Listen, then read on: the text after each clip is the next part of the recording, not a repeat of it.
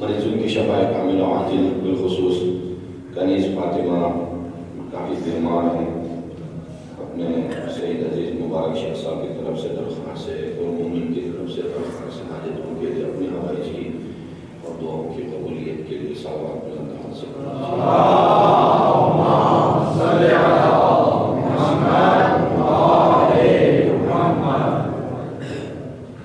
ماشاء اللہ لا حول ولا قوة إلا بالله العلي العظيم. أعوذ بالله من الشيطان الرجيم. بسم الله الرحمن الرحيم. الحمد لله رب العالمين. الحمد لله والصلاة والسلام على رسول الله وعلى آله آل الله بهم نتولى ومن أعدائهم نتبرأ إلى الله واللعن الدائم على أعدائهم أعداء الله من أول يوم ظلمهم إلى يوم لقاء الله. أما بعد فقد قال الحكيم في محكم كتابه العظيم. بسم الله الرحمن الرحيم. ولقد كتبنا في الزبور من بعد الذكر أن الأرض يرثها عبادي الصالحون. صلوات الله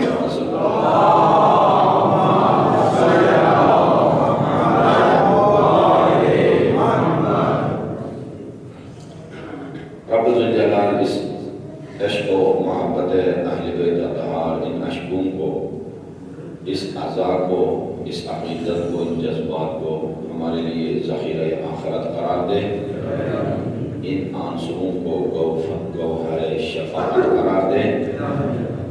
محبت حسین، ولایت حسین، شفاعت حسین اور جنت حسین عطا فرما. بانیان مجلس و حاضرین مجلس کے مریضوں کو شفاء کامل و عاجل عطا فرما. رب ذوالجلال دشمنان مکتب تشیع، خاص کر آل یہود و آل سعود کو نیست و نابود فرما. وارث حقیقی کربلا یوسف زہرا کے ظہور میں تعجیل فرما. ہم سب کو ان کے اصحاب و انصار میں سے قرار دے. دعاؤں کی قبولیت، مریضوں کی شفاء کامل و عاجل اور آپ سب کی سلامتی، اور ہمارے بے گناہ اسیر جو پاکستان بھر سے اس وقت اسیر بے خطا ہیں، ان سب کی رہائی کے لیے صلوات بلند آواز سے پڑھیں.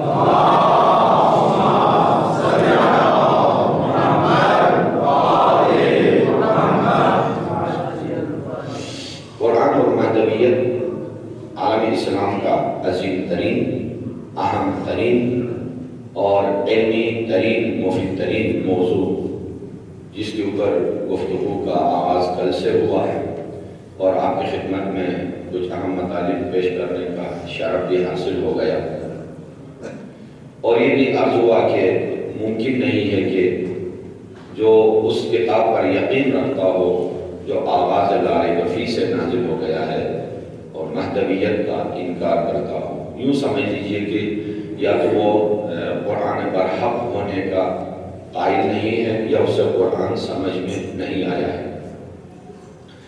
لوگوں کی عادت ہے ظاہر حال کو دیکھنا، جو ظاہر دین ہے ہر چیز کو ظاہر پہ حمل کرتے ہیں، اس ظاہری کی وجہ سے اگر وہ دین سے نکل بھی جائیں تو نہ تفسیر کی طرف جائیں گے نہ تعویل کی طرف جائیں گے۔ تعویل بہت ساری آیات جو آیات متشابہ ہیں ان کو اگر آپ ظاہر پہ حمل کریں اور تعویل کی طرف نہ جاؤ تو مسلمان ہوتے ہوئے بھی کافر ہو جاؤ گے۔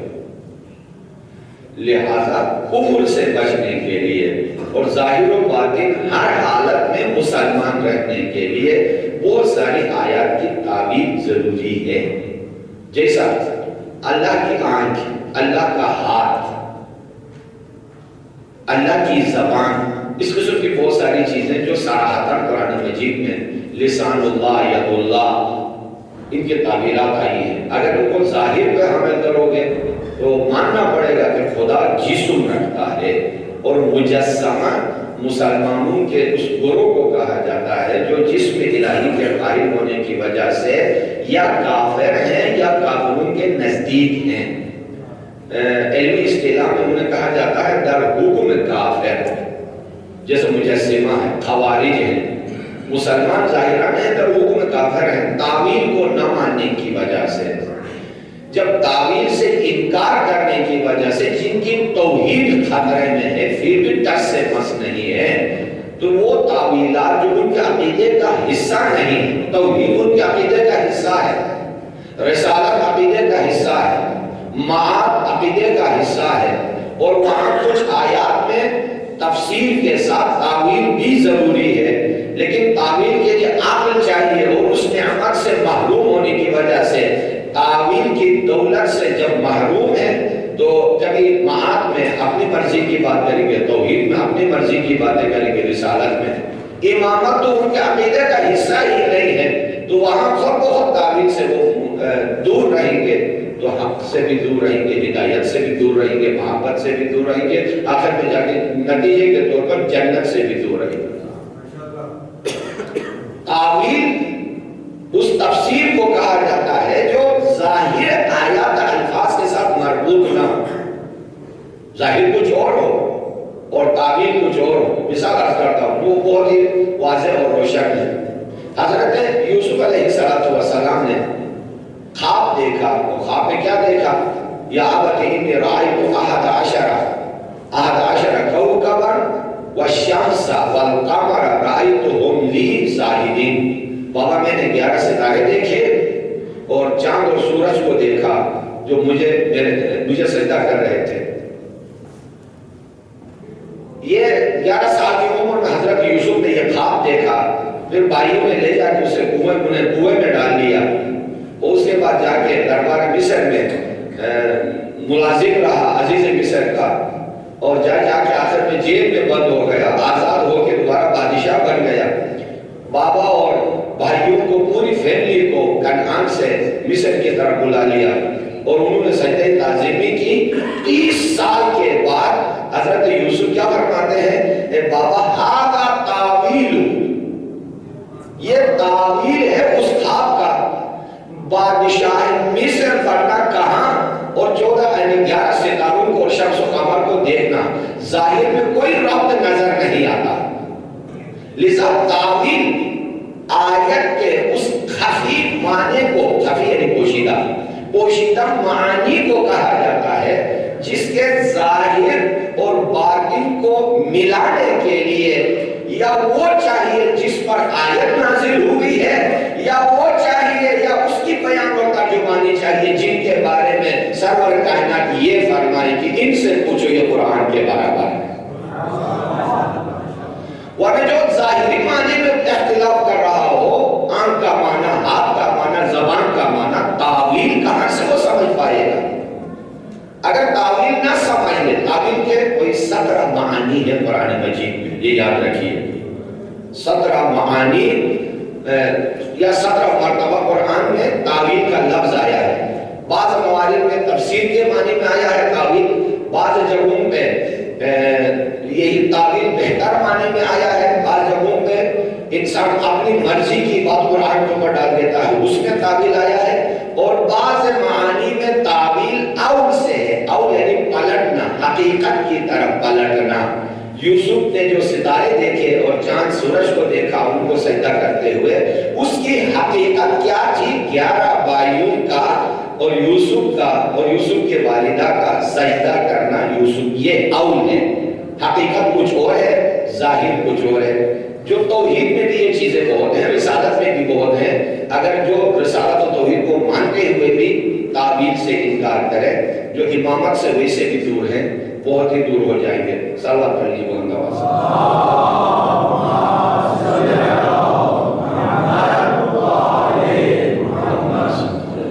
لہذا 260 آیات مجیدہ قرآن مجید کی ایسی ہیں جو تعویلاً حضرت امام زمان عجل اللہ تعالیٰ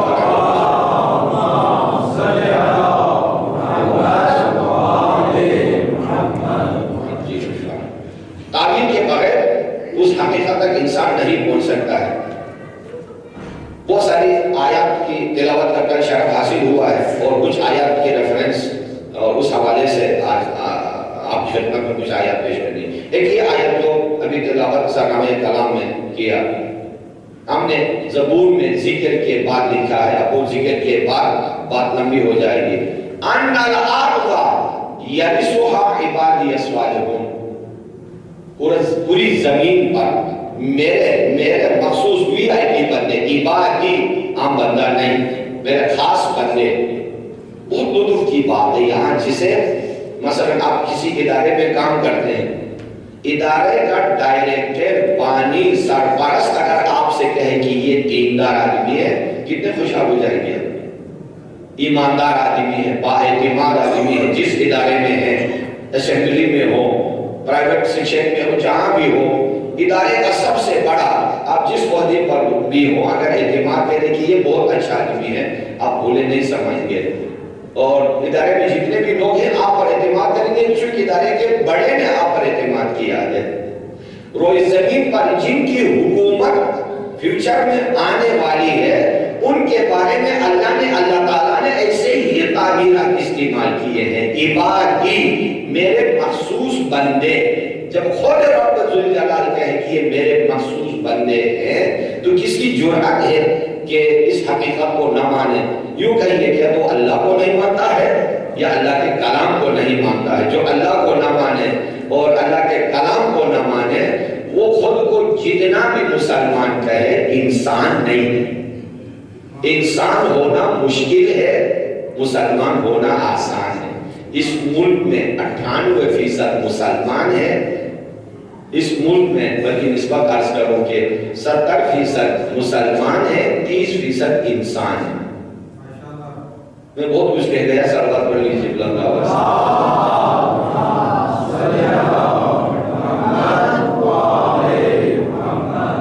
اس ملک میں 70% مسلمان ہیں اور 30% انسان بھی ہیں، مسلمان بھی ہیں۔ اس لیے کہ انسان کی انسانی گوہر عقل سے ہے اور عقلانیت سے ہے، تعقل سے ہے۔ انسان وہ ہوتا ہے جہاں ظلمت کو روشنی پہ ترجیح نہ دے۔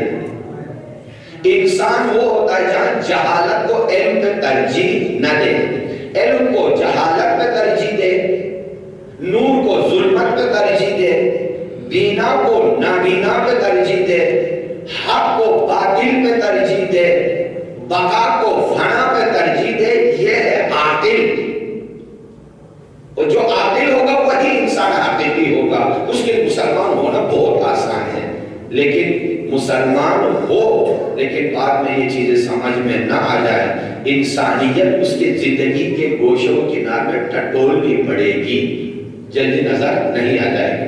لہذا صحیفے سے لے کر آج تک مسلمان بہت ملے انسانوں کو، دنیا والوں کو، لیکن انسان بہت کم۔ سعودی عرب سے لے کر پاکستان سے لے کر پوری دنیا سے ہے نا. آج کل علماء کو منبر پر کوئی تقیہ مقیہ کی کوئی بات نہیں ہے. ام الفساد ہمارے ملک میں سعودی عرب کی سفارت خانہ ہے. ام الفساد تباہی مچا دی ہے اس ملک نے, ہمارے ملک میں. جب سے ضیاء الحق خبیث قدم اس ملک میں آیا ہے انہی کے توسط سے نہ ہماری مذہبی عقیدتیں محفوظ ہیں, نہ مسلک محفوظ ہے, نہ مسجد محفوظ ہے, نہ امام بارگاہ محفوظ ہے, نہ فوج محفوظ ہے, نہ جوانی, نہ محبتیں, نہ ریلیشن شپ, نہ انٹرفیئر, کوئی چیز باقی نہیں رہی ہے. لہذا انہی سے انتقام لینے کے لیے یوسف زہرا حجت برحق کی آمد ہے.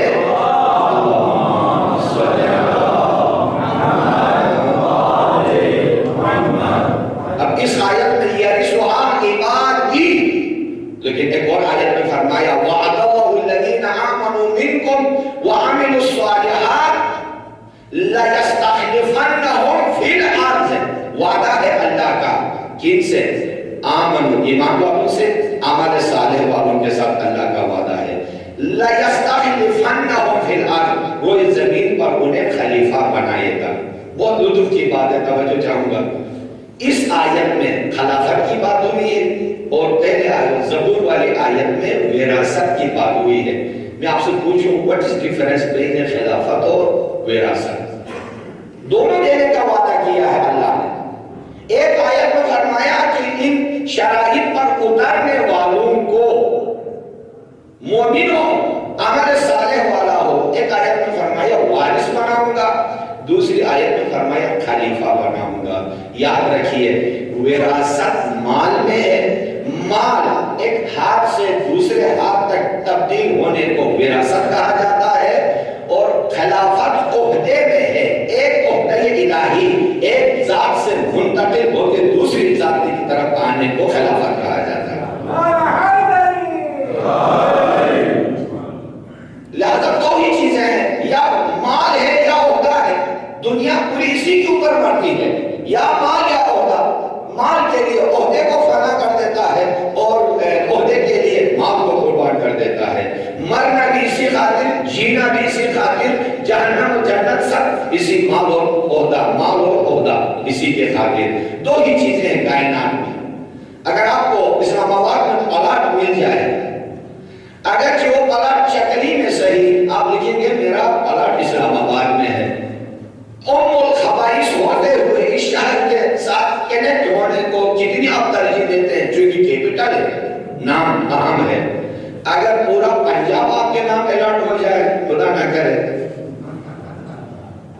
کیا یہ کس حد تک آپ کی خوشی بڑھ جائے گی؟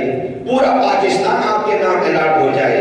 وراثت وہ ہوتی ہے کہ نہ کوئی یہودی حکمران بنے گا, نہ مجوسی اس دنیا پر حاکم ہو سکے گا, نہ کوئی ہندو اس دنیا پر حکمرانی کرے گا, نہ کوئی مشرک اس دنیا پہ حکمرانی کر سکے گا, نہ کوئی دہریہ اس دنیا پہ حکومت کر سکے گا, نہ کوئی منافق اس دنیا پہ حکومت کر سکے گا.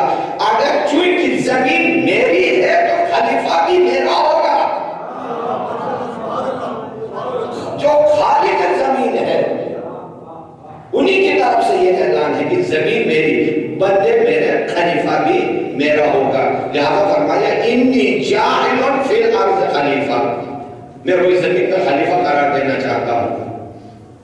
خلافت کا سلسلہ سب کو ملا, لیکن آغاز نبوت حضرت آدم سے, آغاز رسالت حضرت نوح سے, آغاز امامت حضرت ابراہیم خلیل سے ہوا.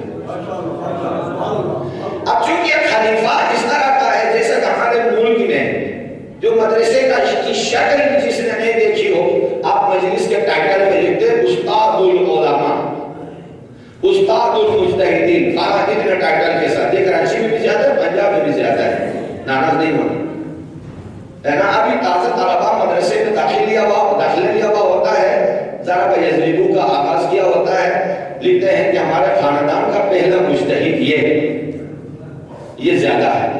یہ خلافت کا ہے, عہدہ اور ٹائٹل بھی اتنا ہی اہم ہے. ہر کوئی کہہ سکتا ہے کہ خلیفہ ہم بھی بن سکتے ہیں, ہم بھی بنا سکتے ہیں, مسلمانوں نے کر کے دکھایا, لیکن رب ذوالجلال نے ایسا نظام چلایا قرآن مجید کے اندر دو عنوانوں کو اپنی ذات کے ساتھ خاص کر دیا، خلافت اور خلقت بشر مٹی سے۔ فرمایا انی جاعل فی الارض خلیفہ، میں ہی بنا سکتا ہوں کوئی زمین پر خلیفہ، انی خالق بشر من طین، میں ہی خاک سے بشر بنا سکتا ہوں۔ دونوں کو انی کے ذریعے اپنی ذات کے ساتھ خاص کر کے یہ بتایا، کل کو اگر کوئی یہ دعویٰ کرے کہ خلیفہ ہم بھی بنا سکتے ہیں، وہ خاک سے بشر بنا کے پہلے دکھا دے۔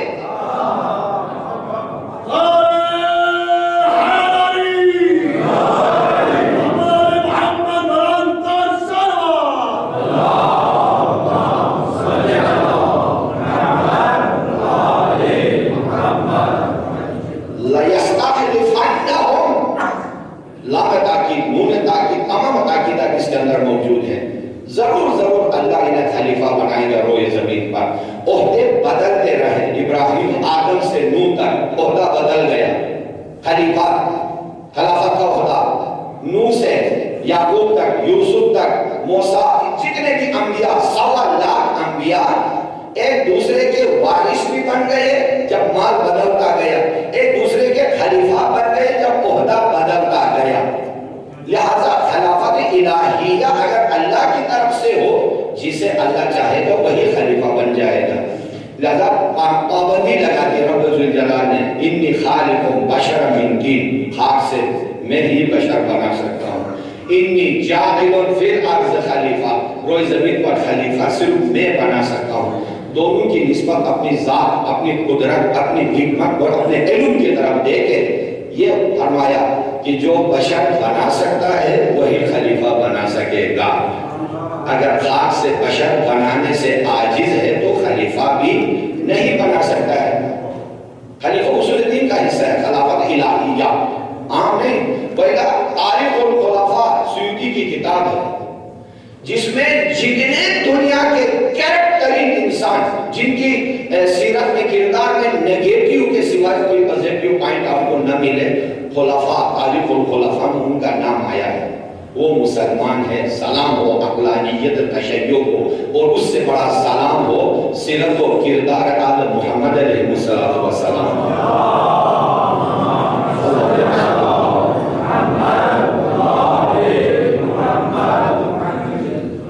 اس لیے کہ خلافت الہیہ ہونا اور صالح ہونا فطرت انسان کا تقاضا ہے۔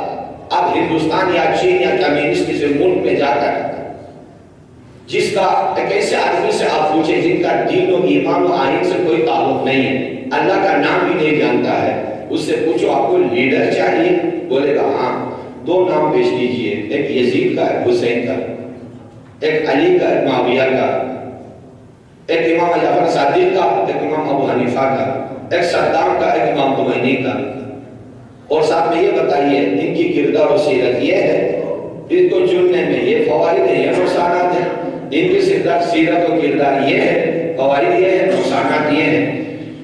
چونکہ عقل انسانی اور فطرت انسان کو کمال کی کشش کے ساتھ رب ذوالجلال نے بنایا ہے، لہذا وہ کافر بھی مومن لیڈر چاہتا ہے۔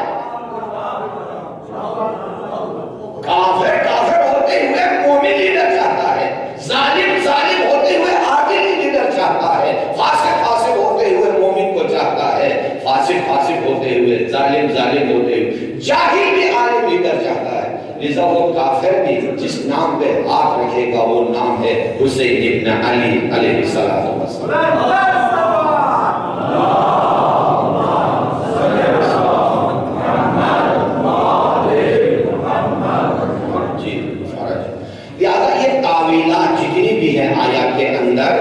آیات کے اندر اسے پڑھنا بہت ضروری ہے۔ آپ انہی آیات کو زیادہ پڑھ سکتے ہیں۔ نحو البلاغہ میں چلو اگر کسی مفسر نے، ابن عباس نے تفسیر کی، ضحاک نے تفسیر کی، ابو ہریرہ سے تفسیر آئی ہو، وہاں آپ سند میں خدشہ بھی کر سکتے ہیں، لیکن نحو البلاغہ میں مولا خود فرماتے ہیں کہ لَيَعْطِفَنَّ الدُّنْيَا عَلَيْنَا بَعْدَ شِمَاسِهَا كَتَعَطُّفِ ضروسها على ولدها، عجیب و غریب الفاظ مولا استعمال فرماتے ہیں۔ یہ دنیا ایک وقت آنے والا ہے، اس وقت میں یہ دنیا آل محمد کی طرف یوں پلٹ جائے گی جیسے ایک نافرمان اونٹنی مالک سے فرار کرنے کے بعد دوبارہ آ کے اپنے بچوں کے ساتھ لطفت و رحمت سے پیش آئے.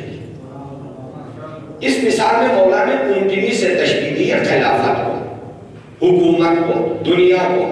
لطافت عطوفت کہتے ہیں مہربانی، رحمت، پیار، احترام، عزت. لطافت دنیا علینا، ایک وقت آنے والا ہے کہ دنیا بہت ہی طلب کے ساتھ، دیکھیں طلب کے ساتھ کوئی چیز مل جاتی ہے وہ لذیذ ہوتی ہے، جو طلب کے بعد مل جاتی ہے وہ الذ ہوتی ہے، شدید لذیذ ہو جاتی ہے. یہ دنیا ہماری طرف طلب کے پلک اٹھے گی بعد شماسہا، ہم سے نافرمان ہونے کے بعد، اور ہمارے پاؤں پڑے گی یہ دنیا بعد شماسہا، جیسا اونٹنی مالک سے فرار کرنے کے بعد واپس پلٹ کے اپنے بچوں کو اپنے دامن میں لیتی ہے، دودھ پلا لیتی ہے، رحم کرم کر لیتی ہے. اس کے بعد سورہ قصص کی آیت نمبر 5، وَنُرِيدُ أَن نَّمُنَّ عَلَى الَّذِينَ اسْتُضْعِفُوا فِي الْأَرْضِ وَنَجْعَلَهُمْ أَئِمَّةً وَنَجْعَلَهُمُ الْوَارِثِينَ. خدا میرا مومنین علی نبی طالب علیہ السلام اس آیت کو آل محمد کی آئندہ کائنات میں قیامت تک کی حکومت پر اس آیت کو تعویل و ایڈجسٹ کیا ہے. صلوات اللہ تعالیٰ سے پڑھی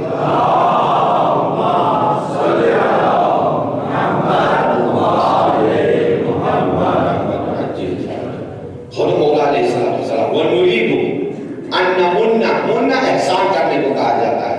دو نعمتوں پر رب ذوالجلال نے احسان کیا ہے، ایک امامت پر، ایک رسالت پر. رسالت کے لیے جو علمی بحث یہاں پر میں ہو سکتا ہے پہلے کبھی عرض کر چکا ہوں لیکن اجمالاً سرسری گزارنا چاہتا ہوں.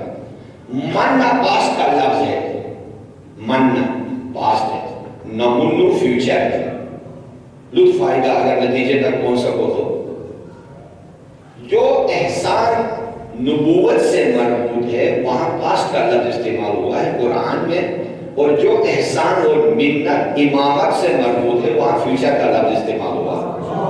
اس سے بڑھ کے اور کیا چاہیے آپ؟ یعنی جو گرامر سے مربوط ہوگا وہ یعنی اس کا دل باغ باغ ہوگا ان آیتوں کو پڑھتے ہوئے، ان پر سوچتے ہوئے.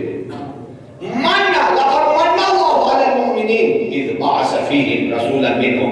اللہ کا احسان ہے مومنین پر کہ ان میں سے انہی میں سے ایک رسول کو چنا، یتلو علیہم آیاتہ ویزکیہم ویعلمہم الکتاب. لیکن اس سورہ میں آگے کہا وَنُرِيدُ، پہلا کئی الفاظ ہیں جو فیوچر سے مربوط ہے ایک آیت میں. نُرِيدُ ایک، أَن نَّمُنَّ دو، عَلَى الَّذِينَ اسْتُضْعِفُوا فِي الْأَرْضِ أَن نَّجْعَلَهُمْ تین، نَجْعَلَهُمْ أَئِمَّةً وَنَجْعَلَهُمُ الْوَارِثِينَ. چار مرتبہ فیوچر کا لفظ ایک آیت میں آیا ہے. نُرِيدُ بھی، أَن نَّمُنَّ بھی، نمنا احسان کرنا، اور دو مرتبہ جعلہ کا لفظ آیا ہے. بہت باریک ہے، اگر یہ علمی نکات میں امام صادق میں بیان نہ کروں تو پھر کہاں؟ جعلہ جیم عین لام، قرار دینا، پیدا کرنا، خلق کرنا، جعلہ اس میں آتا ہے. بس اس میں ایک جاعل ہے یعنی خالق، ایک مجعول ہے یعنی مخلوق. جسے پیدا کیا ہے وہ مجعول ہے اور جو پیدا کرنے والا وہ خالق ہے. جعلہ ورن ہے، پیدا کر، قرار دیا. اور یہ جعلہ قرآن مجید کی ان آیتوں یا ان الفاظ میں سے ہے کہ جب ایک مرتبہ مجعول قرار پاتا ہے قیامت تک یہ برقرار رہتا ہے. ایک پرانی تمہید کے بعد ایک اہم نتیجہ دینا چاہتا ہوں. جعلہ جیم عین لام جب سے بنا ہو، مجعول ایک مرتبہ تیار ہو، ہمیشہ کے لیے ہوتا ہے، 2-3 دن کے لیے نہیں. مثال وَجَعَلْنَا اللَّيْلَ لِبَاسًا وَجَعَلْنَا النَّهَارَ مَعَاشًا. ہم نے رات کو ستر پوشی کا اور دن کو کسب روزی حلال کا وقت قرار دیا. آیت یہ 1-2 دن کی بات ہے یا ہمیشہ ہمیشہ کی بات؟ ٹھنڈے دل سے سوچنا. وَجَعَلْنَا اللَّيْلَ لِبَاسًا وَجَعَلْنَا النَّهَارَ مَعَاشًا. رات کا لباس ہونا جب سے رات بنی ہے قیامت تک کے لیے اسی سنت الہیہ پہ چلے گی. جب سے دن پیدا ہو گیا ہے قیامت تک کے لیے اسی سیرت اور سنت پہ دن کنٹینیو کرے. وَجَعَلْنَا الْأَرْضَ مِهَادًا. ہم نے زمین کو تمہارے لیے گہوارہ بنا دیا ہے.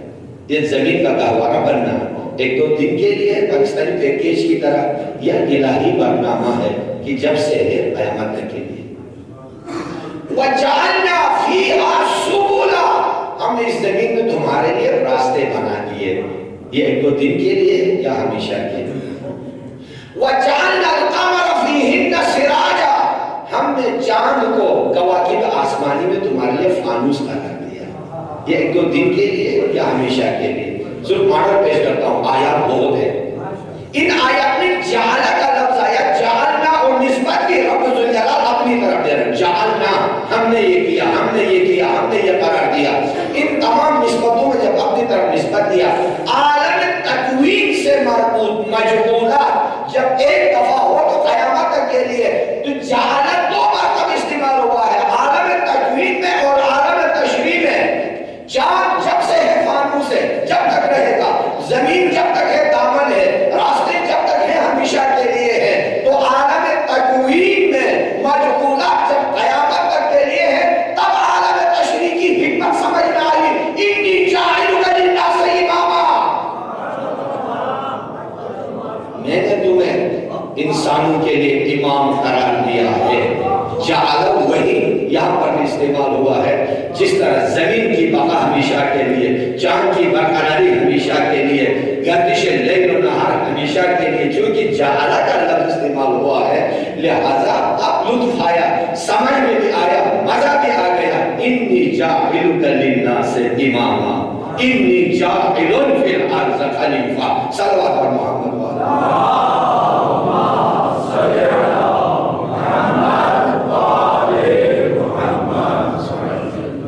یہ ہے قرآن کا اہمیت، باریکی کہ جتنی آپ گہرائی میں جائیں گے قرآن بہار القلوب، بہار القلوب. آیا باغ کے اندر جانے سے دل باغ باغ ہوتا ہے یا باہر سے کانٹے لگی ہوئی دیواریں دیکھنے سے دل باغ باغ ہو جاتا ہے؟ وہ تو قرآن تو ہم نے ابھی ماہ رمضان کے بعد تو کلوز کر دیا ہے. ہماری مائیں بہنیں اس پر جب نظر نیاز کرتی ہیں، اس سے تو پنجاب میں زیادہ ہے، شہروں میں نہیں معلوم. جب کوئی حاجت ان کی ہو جاتی ہے، کوئی مثلا حاجت پوری ہو تو نظر کرتی ہیں کہ میں قرآن کے غلاف چڑھاؤں گی. بلوچستان کی کسی دیہات میں نے ایک قرآن کے اوپر 7 غلاف دیکھے. غلاف، دوسری غلاف، تیسری، چوتھی، 7 غلاف. میں نے پوچھا کیا قصہ ہے یہ؟ کیا اس گاؤں کے خواتین جب منت مانگتی ہیں کہ اگر مجھے بیٹا خدا دے، اچھا رشتہ ملے، ہے نا، بیماری سے شفا ہو، تو اگر ساس مر جائے تو بھی ویسی نعمتوں ہے نا، تو ہے نا منت کر کے غلاف قرآن میں چڑھاؤں گی. میں نے پھر مائک اس وقت عام ہوتا تھا الحمدللہ، کھل کے سب سے کہا، اے میری ماں، اے میری بہن، یوں منت بھی آپ کر سکتی تھی کہ اگر میری حاجت پوری ہو جائے تو اللہ کی رضا کے لیے اس قرآن کو غلاف کی زندان سے آزاد کروں.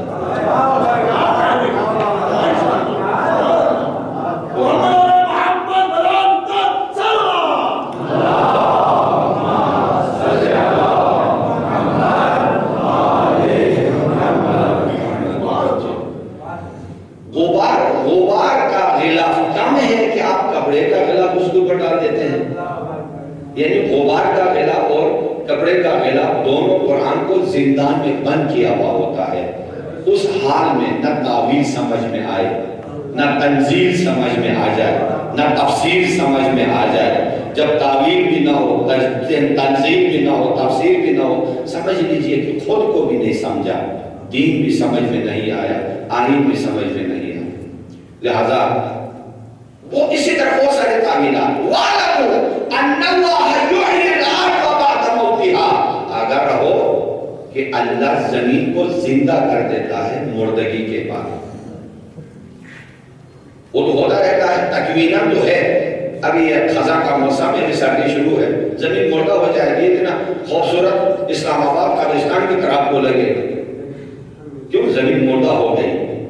لیکن جب بہار کا وقت آئے گا تو یہی زمین لہلہاتی ہوئی، یہ بھی کرشمہ الہی ہے. ذرہ ذرہ اس کائنات کا the greatest university of توحید ہے. یعنی ہم اپنے پاؤں تلے توحید کی براہین توحید کو مثل دیتے ہیں. کھیتوں میں، باغات میں، بارہا عرض کر چکا ہوں، جمعہ بازار میں، سنڈے بازار میں، باغ میں، کھیت میں، وہ اور لوگ ہیں جو خود کو ڈھونڈتے ہیں. شیعیان حیدر کرار جمعہ بازار میں پہلے اللہ کو ڈھونڈو. مظہر قدرت الہی ہر میوے میں، ہر پھل میں، ہر سبزی میں، ہر چیز میں قدرت الہی، حکمت الہی، علم الہی، رحمت الہی، کمال الہی، جمال الہی. اسی لیے سیدنا شہداء علیہ السلام نے فرمایا اَیَقُولُ لِغَیْرِکَ مِنَ الظُّہُورِ مَا لَیْسَ لَکَ. اے میرے رب ذوالجلال، اس کائنات میں کوئی ایسی شے ہے جو تجھ سے زیادہ ظاہر ہے.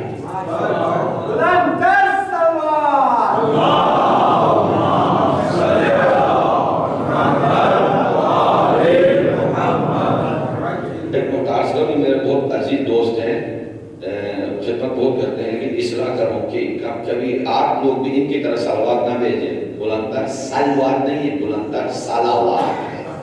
آئندہ یاد رکھیے، سلاوات ہے نا، سلوات بڑے بلند ہے.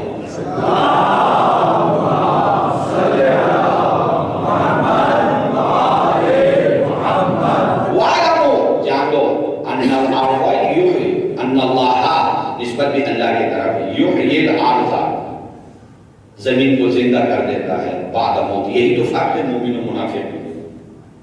مومن بھی جاتا ہے ہاسپٹل، منافق بھی جاتا ہے. دونوں سنڈے بازار جاتے ہیں، دونوں باغ میں جاتے ہیں.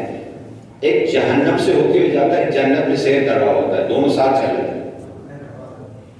جب منافق ہاسپٹل جاتا ہے، اس نے یہ دیکھنا ہے کہ بس میں بیمار ہوں، یہ ڈاکٹر ہے، یہ دوائی ہے، یہ علاج ہے، میں ٹھیک ہو گیا، وہ مر گیا، بات ختم.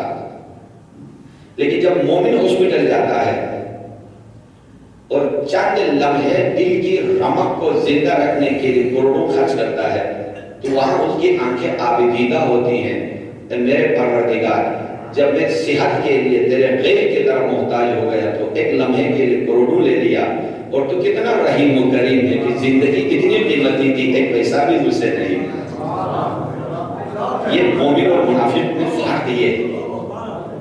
کافر اگر جاتا ہے باغ میں، اس نے فقط یہ دیکھنا ہے کہ کون کس کا ذائقہ اچھا ہے، کس سے پیٹ زیادہ بھر جائے گا. ایمانی زاویے سے وہ اپنی زندگی کو سوچتا ہے. لیکن اب جیسے مومن اگر جاتا ہے وہاں، اے میرے ذوالجلال کتنا رحیم و کریم ہو کہ میں نے ایک دانہ اگایا تھا تو میں 700 دانے ایک دانے سے اگا کے دے. یہ توحید کی یونیورسٹی ہے، یہ معراجگاہ ہے. فکر ذرے سے آفتاب کی طرف انسان کو لے جاتا ہے. ذرے بھی آفتاب سے کرنے لگے کلام، لمحے میں طے ہوئی یہ مسافت غدیر میں. دیر نہیں لگتی، صرف بٹن دبانے کی ضرورت ہوتی ہے نا. ذرے بھی آفتاب سے کرنے لگے کلام، لمحے میں طے ہوئی یہ مسافت غدیر میں. اب ظلمتوں سے کہہ دو سقیفے کی راہ لے، چمکا ہے آفتاب امامت غدیر میں.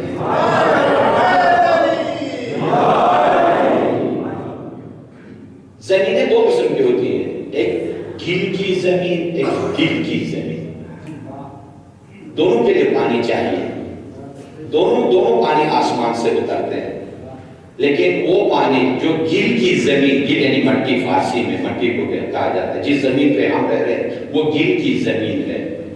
لیکن جو فصل زندگی کی خوبصورت فصلیں اگتی ہیں وہ دل کی زمین ہے. اس کے لیے توحید کی آبیاری، رسالت کی آبیاری، معرفت کی آبیاری، عبادت کی آبیاری، اس باران سے یہ دل کی زمین شاداب ہو جاتی ہے. وَعْلَمْ أَنَّ اللَّهَ يُحْيِي الْأَرْضَ بَعْدَ مَوْتِهَا. لہذا اماموں کو سمجھو، بہت کچھ سمجھ میں آئے گا. صاحب کرامت امام آج بعض روایات کے مطابق امام موسیٰ بن جعفر علیہ السلام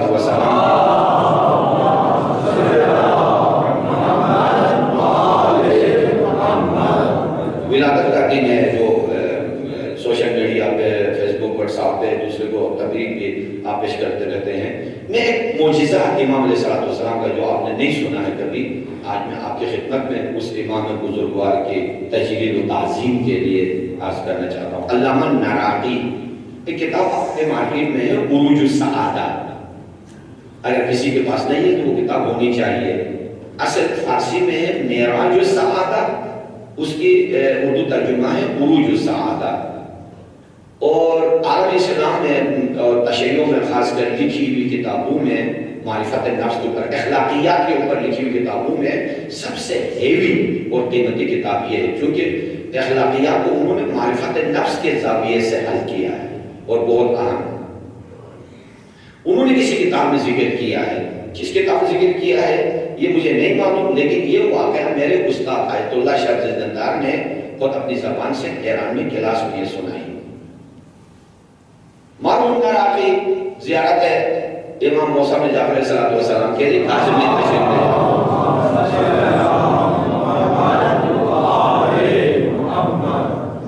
کاظم میں تشریف لے جاتے ہیں، اور وہ ذریعہ امام علیہ السلام کے حضور مشغول ہے، دعاؤں اور عبادت تلاوت قرآن میں مشغول ہے۔ اتنے میں باہر سالن سے کچھ آوازیں آتی ہیں، شور و غل، انسانوں کی کچھ جگڑنے کی، توجہ نہیں دی اس کی طرف، بس عبادت میں مصروف ہے۔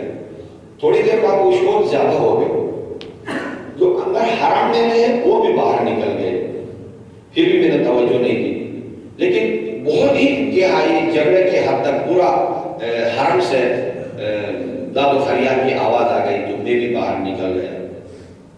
دیکھا 3 خواتین میں جھگڑا ہے، ایک عورت ایک طرف ہے، 2 خواتین ایک طرف۔ یہ تینوں کسی شہر سے آئی تھی زیارت کے لیے، تینوں ہم سفر تھی۔ راستے میں ایک کا پرس گم ہو گیا۔ اب ان دونوں میں، باقی دونوں میں سے ایک نے یقیناً چرایا تھا اس کے بقو، وہ کہتے تم دونوں میں سے ایک نے میرا بٹوا اٹھایا ہے۔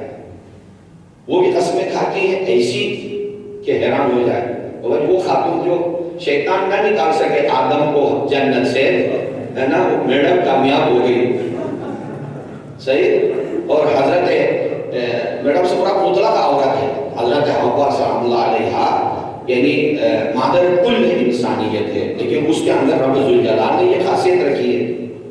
اسی طرح شیطان وسوسے میں نہ ڈال سکا حضرت یوسف کو، لیکن زلیخا نے بہت کوشش کی، پھر بھی بچ گئے۔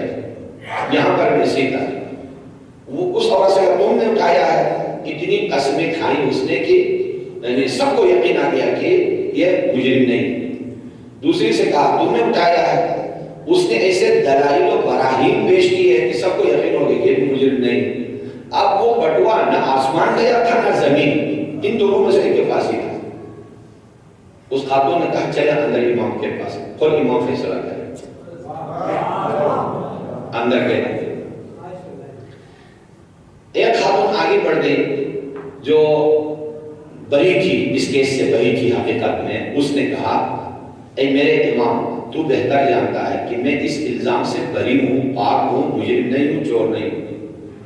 یہ کہہ کے پیچھے ہٹ گئے، کچھ نہیں ہوا۔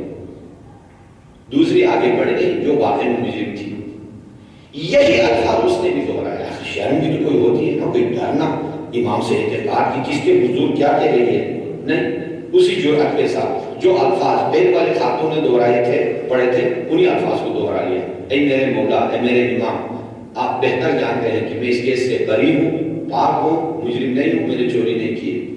جو ہی یہ کلمہ کہا زمین سے اٹھ گئی، زمین سے اوپر گئی، ہوا پر معلق ہو گئی، اور اوپر سے اندھے منہ نیچے ہو کے فرش پہ گر گئی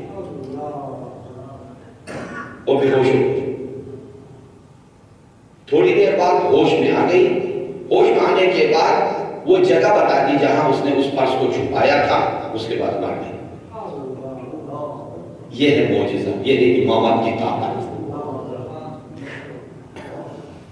آج کے یہ مسلمان، یہ آل یہود و آل سعود، جب آپ قبور ائمہ معصومین میں حاضری دیتے ہیں، اتنی باتیں جو انسانیت اور اخلاق لسانی سے کی ہوئی ہیں آپ کے خلاف، اماموں کے خلاف بولیں گے۔ ان عقل کے اندوم کو کم از کم ان حقائق کی طرف توجہ دینی چاہیے کہ اگر امام نہیں سنتا ہوتا تو سزا کیوں دی؟ آخر قاضی قضاوت کے لیے، مجرم کو دیکھنے کے لیے اس کے تمام حرکات، سکنات، دل کی نیت، ظاہر و باطن پر جب تک حاوی اور آگاہ نہیں ہوگا قضاوت نہیں کر سکتا ہے۔ اور اس نے خود امام کو گواہ بٹھایا ہے، اے میرے مولا، آپ جانتے ہیں، آپ گواہ ہیں کہ میں پاک ہوں۔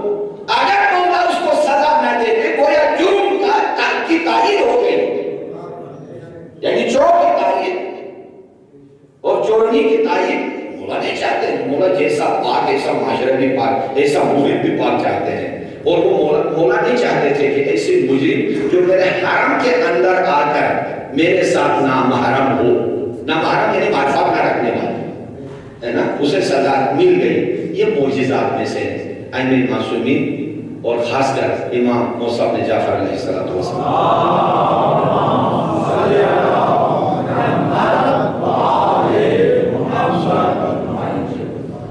اب بہت ساری نکات اس داستان میں اور اس معجزے میں کھلتے ہیں کہ عورت کی جرأت دیکھیے، ہیلا بھی کبھی کرتی ہے خلق خدا کے ساتھ، ابلیس بن کے لڑتی ہے پھر انبیاء کے ساتھ۔ اتنی جرأت کی، اے امام تو گواہ رہنا، میں پاک ہوں، میں چور نہیں ہوں، بس اسی کے پاس ہی ہے، لیکن اس کے باوجود یہ حالت اور امام کا یہ، اور جس بزرگ ہستی نے اس کتاب میں لکھی ہے وہ واقعہ خود اپنے آنکھوں سے دیکھا بھی ہے، لہٰذا یہ مستند اور واقعہ آپ کے اعتقادات اور اماموں سے مزید والہانہ انداز میں محبت کو بڑھانے کے لیے ایک وسیلہ ہے اس قسم کی چیزیں۔ اس لیے میں نے بریکٹ کے اندر لازمی سمجھا کہ یہ تحفہ آپ کی خدمت میں پیش کروں۔ صلی اللہ علیہ وسلم۔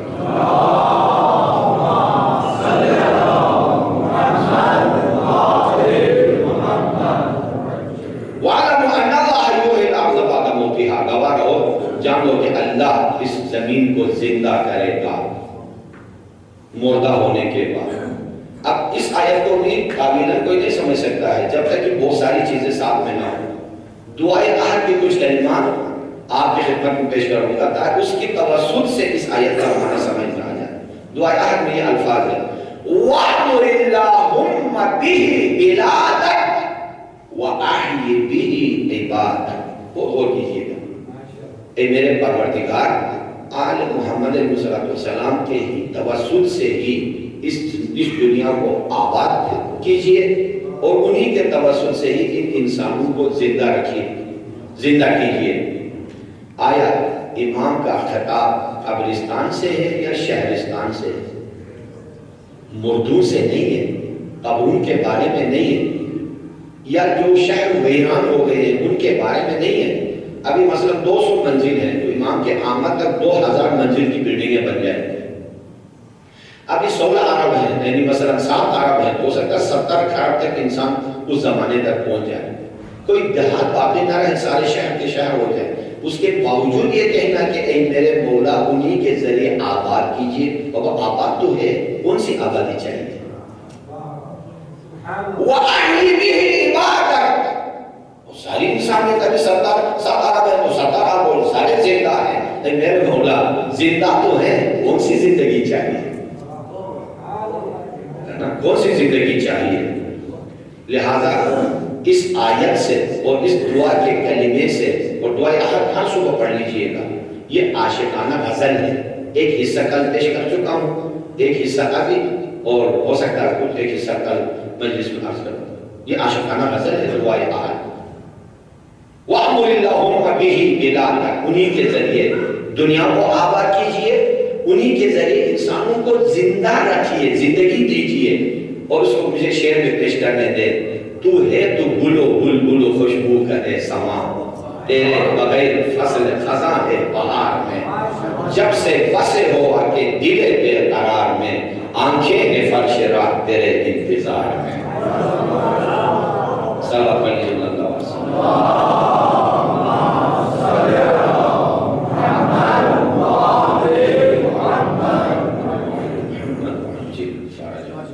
لہذا وہ وقت آنے والا ہے، انہی خبیثوں کا ایسا ستیاناس ہوگا کہ اگر یہ یہود اور رسول صافات اور ان کے اولاد میں سے کوئی پتھر کے اندر بھی چھپ جائے گا، پتھر کے اندر، چٹان کے اندر، چٹان سے آواز آئے گی، اے اللہ کے ولی میرے اندر تیرا دشمن چھپا ہوا ہے، اس کو مار دو، میرے اندر تیرا دشمن چھپا ہوا ہے۔ دل غم سے بھر جاتا ہے وہاں جا کر۔ میں نے خود اپنے آنکھوں سے دیکھا، اور مجھے یہ افتخار بھی ہے، آپ نے اکبر رضوی کو دیکھا، ابھی واٹس ایپ پہ زنجیریں ہاتھ میں ہیں، کراچی میں جیل میں بند کیا اس وقت پولیس میں اس حال میں ابا کے ساتھ مجھے سعودی پولیس کی طرح لے گئے 2009 میں، اس حال میں زنجیر اور صرف اس کے ہاتھ میں میرے پاؤں میں بھی تھے، ابا کے ساتھ مجھے لے گئے، اور جب بھی جاتا ہم الجھ کے آتے ہیں ان کے ساتھ۔ ابھی پچھلے سال میں عرض کر چکا ہوں کہ عمرے پہ گئے ایئرپورٹ پہ، جدہ امیگریشن ایئرپورٹ پہ چکوال کے بھی اور آزاد کشمیر کے بہت سارے سادات لائن میں کھڑے ہیں. ایک خبیث مجھ سے پوچھتا ہے ایک زوار کے بارے میں، حل هذا کافر او مسلم، یہ کافر ہے یا مسلمان ہے، یعنی شیعہ سنی ہے. یہ حال ایئرپورٹ اس کا کیا کام ہے بابا؟ تمہارا کام تو مہر لگانا، بات ختم. اس کا یہ حال ہو تو جو اندر امر بالمنکر و نہی عن معروف کرنے والے ہیں ان کا کیا حال ہوگا؟ جملے کو غور کیجیے. جو اندر بیٹھے ہیں حرم، دونوں حرمین، ان کا کام کیا ہے؟ امر بالمنکر اور نہی عن معروف. اس کے علاوہ تو وہ برعکس نہیں کر سکتے. قرآن مجید میں سورہ توبہ میں آیت نمبر 65 66 67 میں دیکھیے منافق کی حالت مومن کی حالت سے بالکل الٹ بتائی گئی ہے. مومن کی حالت بھی بتائی گئی یامرون بالمعروف و ینہون عن المنکر. منافق کے لیے کہا کہ یامرون بالمنکر و ینہون عن المعروف. اب کیا ہے؟ ایران مجسم معروف ہے، اسرائیل مجسم منکر ہے. سعودی عرب نے منافق کے رئیسوں نے الٹ کر دیا، ایران کے ساتھ جنگ واجب، اسرائیل کے ساتھ صلح لازم ہے نا. یہی ہے یامرون بالمنکر، امر حکم دیتے اسرائیل کے ساتھ صلح کرو جو کائنات میں منکر کا مرکز ہے. وَيَنْهَوْنَ عَنِ الْمَعْرُوفِ، معروف سے روکتے ہیں. اور معروف اس دنیا میں ایک ہی معروف حکومت ہے، معروف عقیدتی، معروف سیاسی، معروف نظامی، معروف انتظامی، معروف عدالتی، معروف علمی کا مرکز ایک ہی آقا خامنہی ہے. اس کے ساتھ صلح کو روکتے ہیں. یہ منافق کی نشانی ہے جو قرآن میں ہے. انہی کو امام علیہ السلام جب تشریف لائیں گے حالات دیگر گم ہو جائیں گے. اور اب کچھ بھی نہیں ہوا ہے، یہ یاد رکھیں. حدیث میں ہے، علامہ قرآنی نے اصل ظہور کی کتاب میں لکھا ہے کہ نام پوچھیں گے، کیا ہے نام؟ حسن، حسین، علی حیدر، محمد حسین، سید نقی، سب کو جلتی ہوئی ابلتی ہوئی دیگ میں ڈالیں گے. آئے گا وہ وقت آنے والا ہے. اور کل عرض کر چکا ہوں لَتُمَحَّصُنَّ، امتحان لیا جائے گا. وَلَتُمَيَّزُنَّ، چھان دی جائے گی تمہیں، ہاں تمہیں الگ الگ کیا جائے گا. وَلَتُغَرْبَلُنَّ، تمہیں غربل کیا جائے گا. غربل کوشش کی زبان میں بھی اور عربی زبان میں بھی چھانی کو کہا جاتا ہے. چھانی میں کیا ہوتا ہے؟ منافقت کے کچرا اوپر رہ جاتا ہے، ایمان کے موٹے دانے نیچے گر جاتے ہیں. ہاں یہ حالت آنے والی ہے. لہذا یاد رکھیے کہ اس کے لیے تیار ہونا ہے. اور وہ تیاری کیسی ہوگی کل کی مجلس میں آپ کی خدمت میں عرض کروں گا. کیسا نہ ہو یہ گفتگو کمپلیٹ ہو گئی. کوئی تعجب نہیں ہے لوگوں سے ان حالات کے پیش آنے کے بعد. سرور کائنات کا وہ دروازہ جس پر جبرائیل امین اجازت کے بغیر داخل نہیں ہوتے تھے، اس دروازے پر ہاتھ رکھ کر فرماتے تھے مسجد میں جانے سے پہلے، السلام علیکم یا اہل بیت النبوہ، میرا سلام ہو اے نبوت کا گھرانہ. اس کے بعد پوچھا لوگوں نے، یا رسول اللہ آپ مسجد جانے سے پہلے آپ کی سیرت میں تبدیلی آئی ہے، سیرت اطہر میں پہلے در زہرا پہ جاتے ہیں اور اس کے بعد خدا کے گھر کے دروازے پر. فرمایا جب سے آیت تطہیر نازل ہو گئی ہے رب ذوالجلال نے میری ذمہ داری لگا دی ہے کہ میں در زہرا پہ حاضر ہو جاؤں، پہلے زہرا کو سلام کروں. یہ بتانا چاہتے تھے کہ کل کو اگر کوئی آگ لے کے آئے میرے بیٹی کے دروازے پر، کوئی لکڑی لے کے آئے، تو کم از کم اتنا تو اسے یاد آنا چاہیے کہ یہ وہ دروازہ ہے جس پر جبرائیل آیتیں لے کے آتے تھے. یہ وہ دروازہ ہے جس میں فرشتے درزی بن کے آ جایا کرتے تھے. یہ وہ دروازہ ہے جس پر سرور کائنات دونوں چوکھٹوں پر ہاتھ رکھ کر السلام علیکم یا اہل بیت النبوہ فرمایا کرتے تھے. لیکن نہ جبرائیل کی آمد کی کوئی پاس رکھی گئی، نہ سرور کائنات کے سلام کا کوئی لحاظ رکھا گیا، نہ نزول قرآن، نہ محبت وحی، نہ نزول قرآن. اس دروازے کا کوئی پاس نہیں رکھا گیا. ایک حال یہاں تک آیا کہ فاتح خیبر علی، فاتح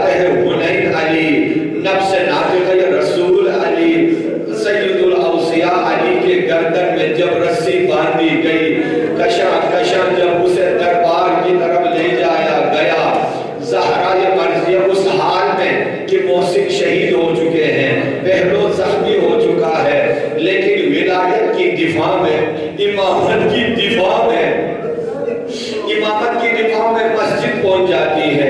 ایک جملہ کہا، زلزلہ آیا مسجد النبی کو، قیامت برپا ہونے والی ہے۔ کون سا جملہ بتاؤں؟ عرض کرو اگر رونا چاہتے ہو۔ ایک جملہ کہا، چادر سر سے اٹھائی نہیں تھی، اجر اللہ پہنچ گئے، مطلب تک آپ سمجھ گئے۔ کیا فرمایا؟ خلو بن عمی، میرے بھائی کو چھوڑ دے، وَإِلَّا أَنْ أَكْشِفُ رَأْسِي، زہرا سر سے چادر اٹھائے گی۔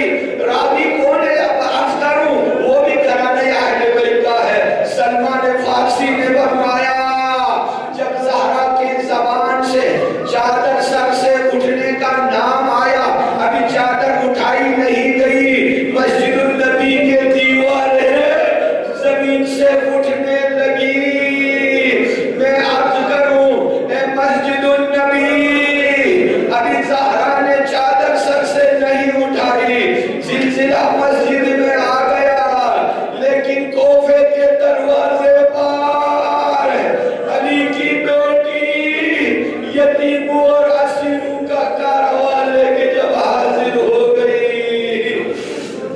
اس منظر کو پیش کروں، لیکن کوفے میں پہنچنے سے پہلے کربلا سے جب رواں دوا ہوئے، راستے میں مولا کا فرزند محسن شہید ہو گیا۔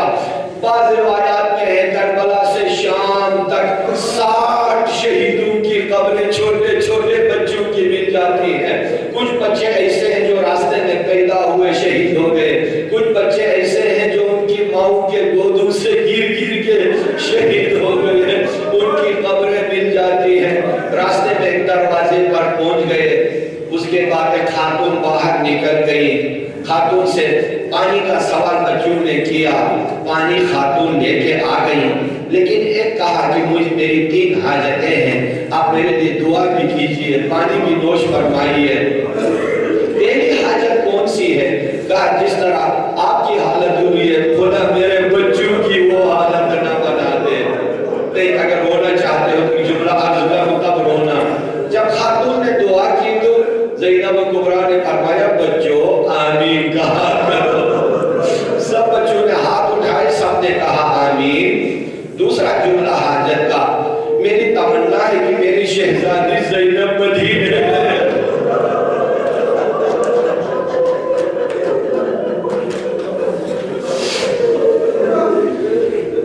جزاکم اللہ خیرہ، میری شہزادی زینب کبریٰ مدینے میں ہے، خدا مجھے ان کی زیارت کرا دے۔ زینب کبریٰ نے فرمایا بچوں کہو آمین، سب نے کہا آمین۔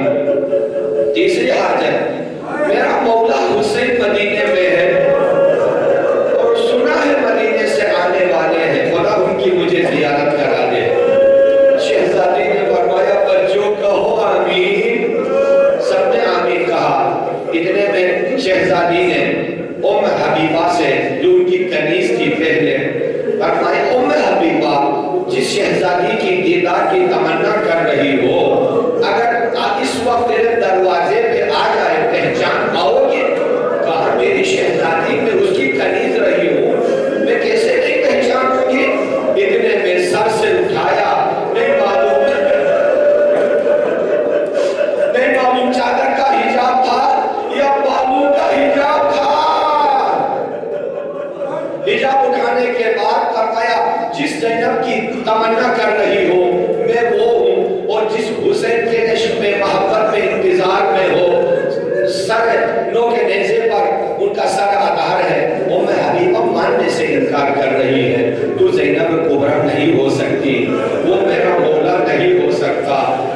جزاکم اللہ، یہ دل کی گہرائی سے آپ نے پرسا دیا زہرا مرضیہ کو۔ پوچھا کہ میں تو زینب کبریٰ نہیں ہو سکتی ہو، کیوں؟ اس لیے کہ وہ جوان تھی، اس کا کمر خمیدہ نہیں ہوا تھا، قد لمبا تھا، بال سفید نہیں ہوئے تھے، تیرے بال بھی سفید ہے، کمر بھی جھکی ہے، نظر بھی کمزور ہے۔ فرمایا جس نو کے نیزے پر جس مولا کے میرے بھائی کے سر آدھار کو دیکھتے ہو، سنا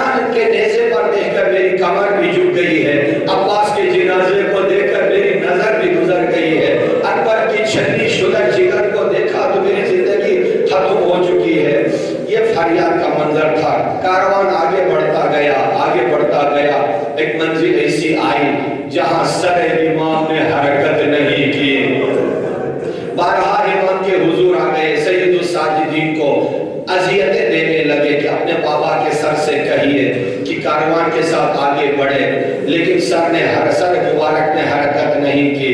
ہاتھ جوڑ کے مولا نے بابا سے کہا، میرے بابا یہ مجھے اتنی اذیت دیتے ہیں، آپ حرکت کیجئے۔ مولا کے سر انہر سے آنسو بہنے لگے، نگاہیں پیچھے کی طرف ہے، چونکہ امام ہے جلدی سمجھ جاتے ہیں۔ بہن زینب سے فرمایا، کوئی بچی پیچھے تو نہیں رہ گئی ہے؟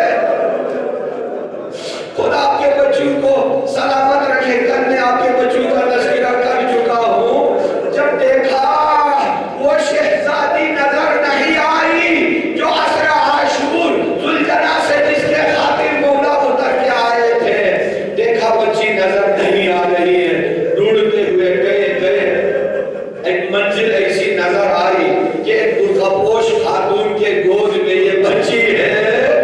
قریب گئی شہزادی زینب، اے خاتون خدا تجھے جزائے خیر دے، ہم اس حالت سے گزر رہے ہیں جہاں دوست اور دشمن میں کوئی فرق نہیں ہے، ہر چیز ہماری دشمنی پہ تلی ہوئی ہے۔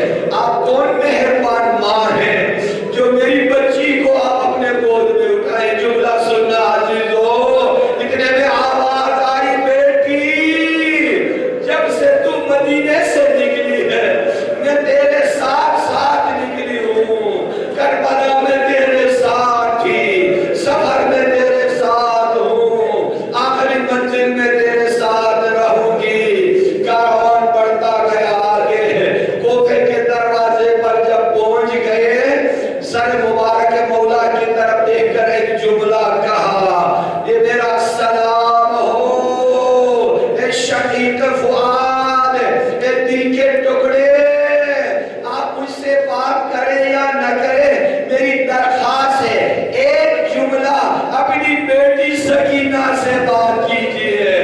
یہ وہ اشعار ہیں جو مقتل کی کتابوں میں مولا سے منسوب اور زینب کبریٰ سے منسوب اشعار ہیں، ان کا اردو آسان ترجمہ آپ کے جذبات کے نظر کر رہا ہوں۔ ہاتھ جوڑ کے سر انہر کی طرف فرمایا، میں سوچ بھی نہیں سکتی تھی، ما توہمت ھذا یا شقیق فؤادی، کہ زینب کبریٰ کو یہ دن بھی دیکھنا پڑے گا، یہ حالت بھی دیکھنی پڑے گی۔ ایک لمحہ اپنی بیٹی سے بات کیجئے کہ اس کا دل نکلنے والا ہے، روح نے پرواز کرنے والا ہے۔ جملہ عرض کروں، آگے بڑھ کے کیا فرمایا، اے میرے بھائی، اے لخت جگر زہرا، اپنے بیٹے سجاد کی حالت دیکھ۔ آگے بڑھ گئی، کس کوفے میں زینب کبریٰ داخل ہونے جا رہی ہے؟ ناشناس کوفہ نہیں تھا، سکون سے سنیے گا، بعد میں جتنا رونا ہے روئیے۔ یہ ناشناس ناواقف کوفہ نہیں تھا جس پر 5 سال حکمرانی مولا کی تھی۔ خواتین کوفے کی، ان کے اوپر شہزادی زینب کبریٰ، مفسر قرآن زینب کبریٰ، مرجع عالی قدر احکام زینب کبریٰ، شہر پر ان کی روحانی حکومت تھی۔ آپ نے زیارت میں دیکھا ہے کوفے میں، ادھر مولا کا گھر ہے، ادھر دربار ابن زیاد ہے، ساتھ ہی میں مسجد کوفہ ہے۔ مولا نے بلایا جب کوفے میں حکومت تھی، ایک دن بیٹی سے کہا، بیٹی آج اس شہر میں تیری حکمرانی ہے، کل اسی دربار میں تجھے خطبہ دینا ہے، اسی شہر میں تجھے گھمایا پھرایا جائے گا، اسی شہر میں تجھے اسیر کیا جائے گا۔ بڑا سخت ہے، ناواقف شہر میں ناواقف لوگوں میں اسیر ہو کے جانا، اور ان لوگوں کے سامنے اسیر ہو کے جانا جو آپ کے کنیز ہیں، آپ کے غلام ہیں، آپ ان کے بادشاہ رہے ہیں، آپ ان کے رئیس رہے ہیں، ان حالات میں جانا۔ لیکن زینب کبریٰ فرماتی ہے جب بابا یہ وصیت کرتے گئے، میں دل میں کہتی گئی، جس کا عباس جیسا بھائی ہو، جس کا حسین جیسا بھائی ہو، جس کا اکبر جیسا بیٹا، کس کی جرأت ہے کہ زینب کو اسیر کرے؟ لیکن جب دیکھا عباس نے بھی نو کے نیزے پہ آرام کیا ہے، اکبر بھی نو کے نیزے پہ، حسین جب نو کے نیزے پہ، کوفے کے دروازے تک زینب کبریٰ کی آمد ہوئی۔ وہ خطبہ عظیم الشان جو سفیر حسین بن کے نوع انسانی کو پیغام انسانیت دے گئی۔ انا للہ و انا الیہ راجعون۔